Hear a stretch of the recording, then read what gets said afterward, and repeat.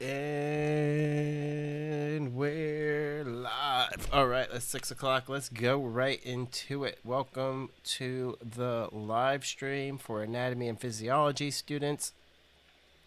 Today is September the 6th. This is week number 3. Week number 3 here for my students here in Anatomy and Physiology, the fall of 2023. We're actually just a week away. Next week we'll be into the first quarter of the semester here. So cruising right along. A lot of the components, the things that we talked about are kind of hopefully been a little bit of review. I talked about chapter 1, which is, let's hop on into there and just kind of show you what we're looking at here.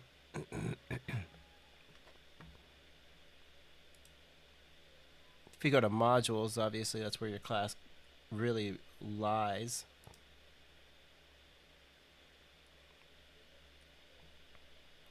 So again, textbook, additional resources, that's going to be a helpful source for you guys. But chapter 3 is the cellular level of organization.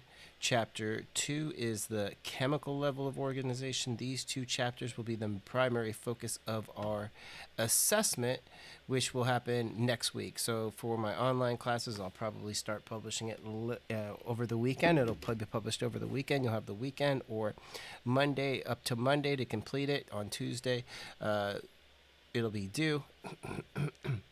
And that the main components of this are going to be chapter 2, the chemical level of organization. We've talked about the everything from the basics, what is chemistry, right? The most common elements related to life. There's 4 common elements. What are those common elements? Excuse me.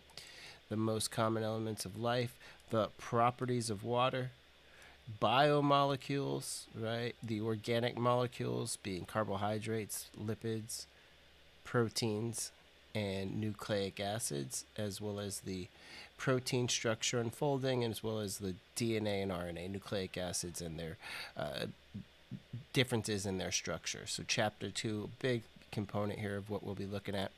The chapter 3 is the reference as we look at the, let me find my, as we look at the cellular level of organization. So we come in here, we'll look at chapter 3, the cellular level of organization, and really what we're looking at, chapter 3. The big parts of that are going to include cell membrane, as well as hypertonic, hypotonic solutions, and then the cellular components, right? Like what is it that is comprised of a cell? Now there are some other components that that we may need to know as we start to get into the specialized cells, that may include things like cell junctions. So cell junctions, there's 3 types of primary cell junctions. Those include desmosomes, tight junctions, and gap junctions, as well as the DNA replication, cell division, and what's the last part? Is protein synthesis occur in there? Yeah, protein synthesis occurs in the last part of the chapter as well. So what is the process by what that occurs? So introduction to the cell, the amoeba sisters, there's my lecture component there. Chapter 3. Doesn't matter here. Let's kind of take a look. I'll give you a preview as to what a few of those questions might be.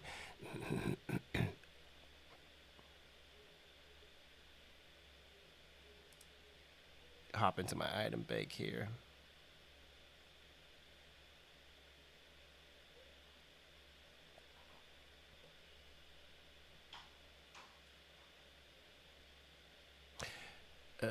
So chapter 2, here we are, chapter 2, cell biology, homeostasis. chemistry for physiology. Here we go. A few questions related to chemistry. Let's take a look at what they are. Which of the following is true regarding hydrolysis, right? So, what is hydrolysis? What are the facts pertaining to hydrolysis are some of the questions that you might consider. Consider two aqueous solutions of different concentration separated by a semi-permeable membrane. In this solution, osmosis results in blank. Which of the following best describes electrolytes, right? Electrolytes that are dissolved in blood. The formula for glucose. How many atoms of each element are there located?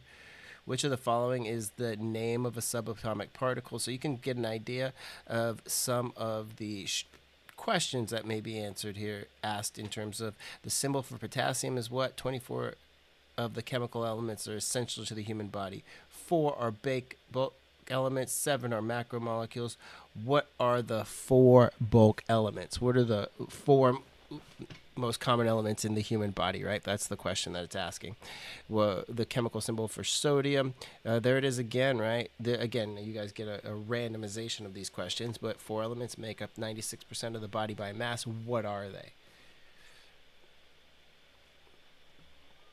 So a big component of that assessment is going to be, as it relates to chapter 2, is going to be organic molecules, bonds, right? Chemical bonds, that is, ionic and covalent bonds. And again, what are the major elements that are related to the human body?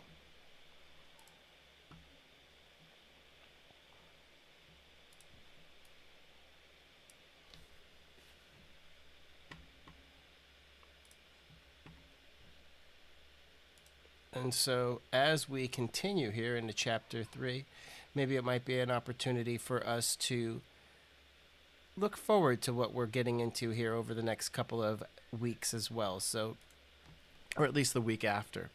So what we're looking at is the chemical level of organization, meaning the contents of a cell, right? A cell has a phospholipid, a bilayer of phospholipids that make up the cell membrane. They're contained within a cytosol. All the contents of the cell is contained within the cytoplasm. The cytosol is the aqueous solution that has dissolved nutrients or dissolved solutes inside of it.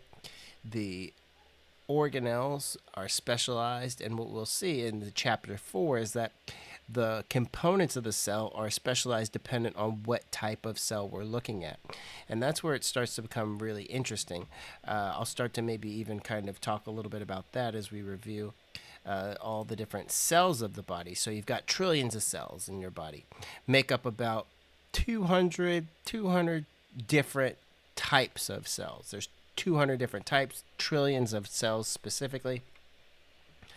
And those 200 types of cells can be really broadly classified into 4 major categories. Those 4 major categories include the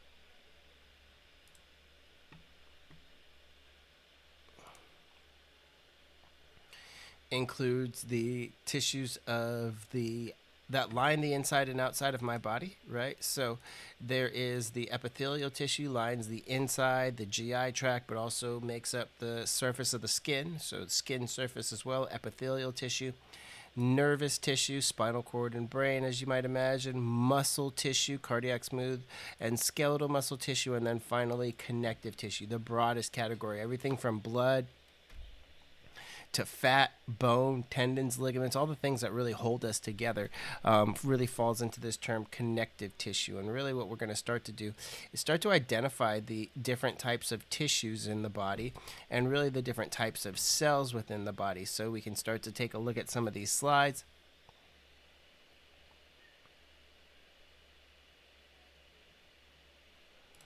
And you'll see structures like epithelium that is located on the outside. So you can see these little very small little egg-shaped type cells here with their, let me see if I can't really give you a little bit of a highlight here. So let's see, they've got a little nuclei there, and then the cytoplasm on the either side. Now, one of the characteristics of this epithelial tissue, epithelium, is that there's not a whole lot of space in between cells, meaning there's highly cellular, might be the term, highly cellular, very little extracellular matrix or extracellular fluid.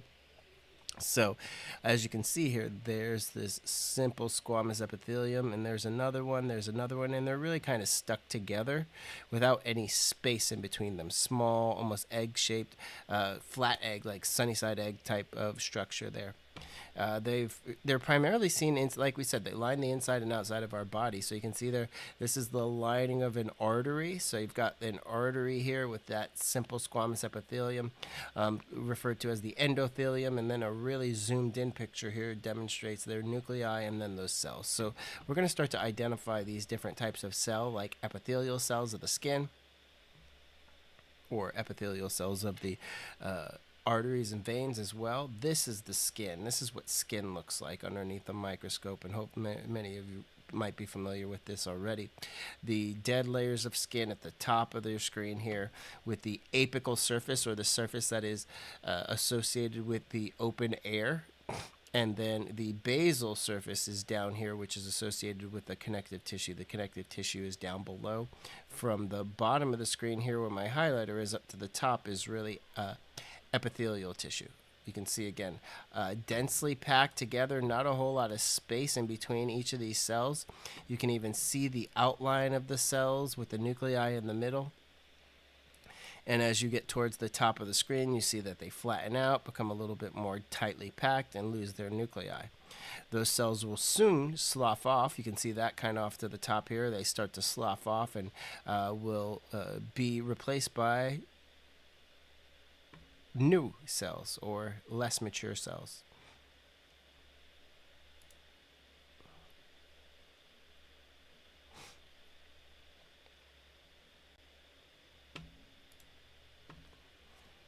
And then connective tissue, you can see here, connective tissue is the broad category, which can include everything from, like you see here in the middle, blood and lymph. If you don't know what lymph is, I encourage you to read that and kind of get an idea of what the concept of lymph is, tissue fluid.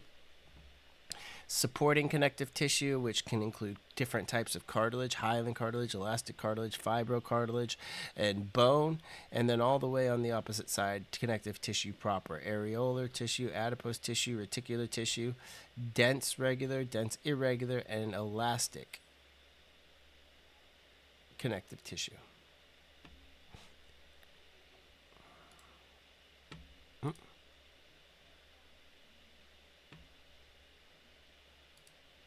When it comes to muscles, there's three primary types of muscles: skeletal muscle, cardiac muscle, and smooth muscle. When we take a look at that, we'll be able to identify them based on their characteristics. You can see these characteristics down below, as well as what they would look like visually.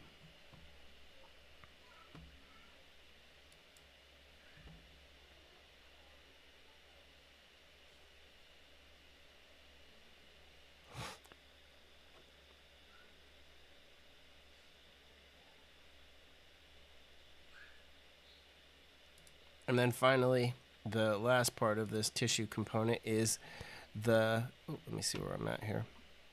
Nervous tissue, right? So nervous tissue, which is primarily the neurons, right? You've got the neurons and the neuroglia. So the neurons and neuroglia are the two primary cells located. There's the neurons. There's two primary cells located within nervous tissue. And so you should be familiar with the parts of a neuron cell body, the processes, which may include the axon and the dendrites.